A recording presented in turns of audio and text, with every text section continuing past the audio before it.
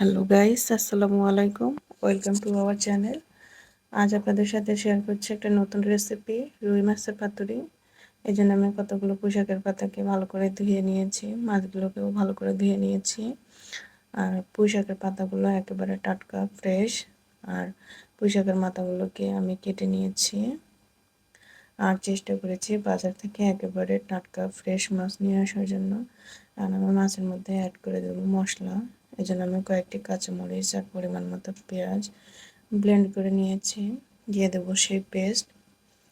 আর তার সাথে অ্যাড করে দেব 1.5 চামচ পরিমাণ আদা রসুন বাটা, 1 চামচ পরিমাণ সরিষা বাটা, 1 চামচ ধনিয়ার গুঁড়ো, আধা চামচ জিরার গুঁড়ো, আধা চামচ শুকনো মরিচের গুঁড়ো, দিয়ে দেবো আধা চামচ গরম মশলার গুঁড়ো, আধা চামচ হলুদ গুঁড়ো আর পরিমাণ মতো লবণ।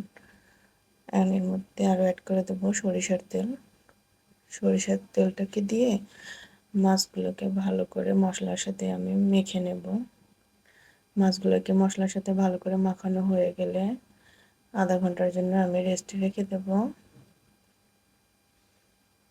এই তো ফিরে এলাম আধা ঘন্টা পরে। মাছগুলোকে আমি আবারও মশলার সাথে ভালো করে মেখে নেব। তারপর যে পাতাগুলো ধুয়ে রেখেছিলাম সেই পাতাগুলোর ওপর 1 পিস মাছ দিয়ে তার উপর কিছুটা মশলা দিয়ে ভালো করে মুড়িয়ে নেব। এই তো আমার মশলাটা দেওয়া হয়ে গেছে। এখন আমি মাছটাকে ভালো করে মুড়িয়ে নেব পাতা দিয়ে। পাতাটা আমার ছোট, তাই মোড়াতে একটু সমস্যা হচ্ছিল। এখন একটা পাতা দিয়ে মুড়িয়ে তার উপর দিয়ে আমি আরও একটা পাতা দিয়ে মুড়িয়ে নিচ্ছি। তারপরে সুতো দিয়ে বেঁধে দিয়েছি যাতে পাতাগুলো খুলে না আসে। এভাবে করে আমি আরও একটা মুড়িয়ে নিলাম। এখন সুতো দিয়ে বেঁধে দেব। তো আমার এটা মোড়ানো হয়ে গেছে। এভাবে আমি বাকি মাছগুলোকে মুড়িয়ে সুতো দিয়ে বেঁধে নেব। আমার মাছগুলো মোড়ানো হয়ে গেছে। এখন আমি চুলার মধ্যে একটা প্যান বসিয়ে দিয়ে তার মধ্যে সরিষার তেল দিয়ে দেব। তেলটা গরম হয়ে আসলে আমি তেলের মধ্যে মাছগুলোকে ছেড়ে দেব। এতে তেলটা আমার গরম হয়ে এসেছে। আমি এখন একে একে সবগুলো মাছকেই দিয়ে দেব। তো আমার মাছগুলো দেওয়া হয়ে গেছে।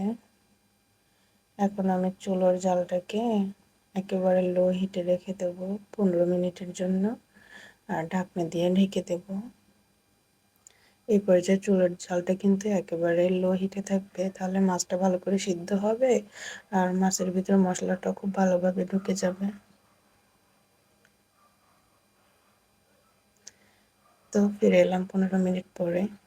আপনারা দেখতেই পাচ্ছেন যে অনেকখানি পানি উঠে এসেছে। এখন আমি চুলার জালটা বাড়িয়ে দিয়ে পানিগুলোকে শুকিয়ে নেব। এত পানিটা শুকিয়ে গেছে। এখন আমি মাছগুলোকে ভালো করে উল্টে পাল্টে উপর পিঠে ভেজে নেব।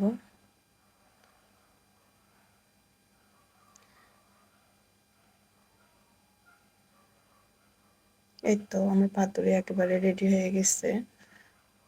এখন আমি সুতো কেটে একটা পাতুরি আপনাদেরকে খুলে দেখাচ্ছি। তো মাছটা কত সুন্দর কালারফুল হয়েছে আর ভিতরটা অনেকটাই সফট হয়েছে। ভিডিওটা যদি ভালো লাগে আপনারা অবশ্যই বাসায় একবার বানানোর চেষ্টা করবেন আর লাইক কমেন্ট শেয়ার করে আমাদের পাশে থাকবেন। ধন্যবাদ সবাইকে।